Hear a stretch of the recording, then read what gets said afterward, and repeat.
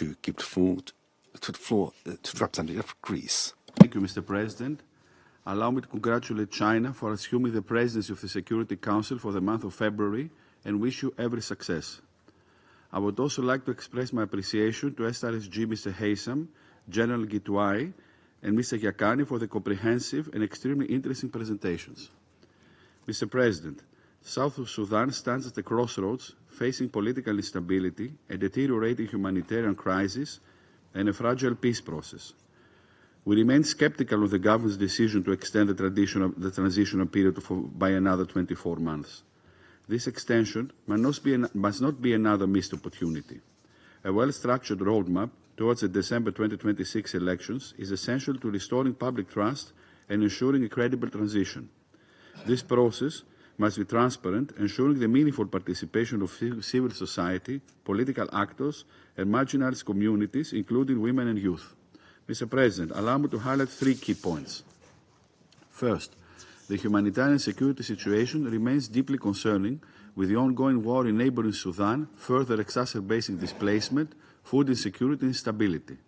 The influx of refugees from Sudan, the circulation of illicit arms, and the recruitment of combatants pose additional threats to South Sudan's stability.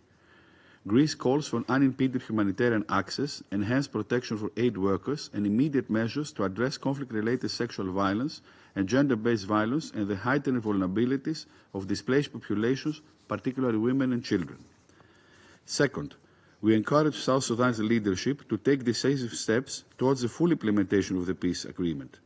This includes the deployment of unified security forces, credible voter registration, the establishment of independent electoral bodies, and a clear framework for conducting free, fair, and peaceful elections in 2026, ensuring the full, equal, meaningful, and safe participation of women. Further delays and lack of tangible progress will only deepen mistrust and risk further instability. Equally important is respect for fundamental freedoms, civic space, and political pluralism. Third, we strongly support UNMISS in its efforts to advance the peace process, protect civilians, facilitate humanitarian operations, and strengthen the rule of law. The mission's work in constitutional development, electoral preparation, and community peace dialogue is essential for stability. We commend its roles in disarmament, demobilization, reintegration, and gender-focused initiatives, which are crucial for achieving sustainable peace. Mr. President, before closing, let me underline that the leaders of South Sudan have the primary responsibility for securing peace and stability.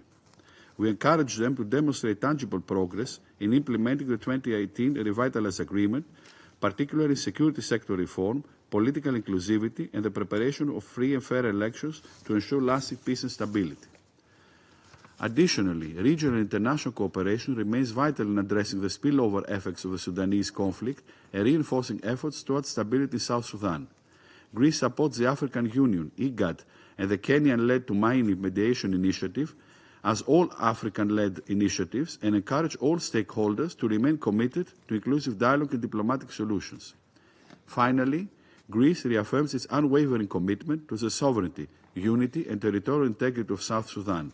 We stand in solidarity with its people and pledge our continued support for the aspiration for peace, security, and sustainable development.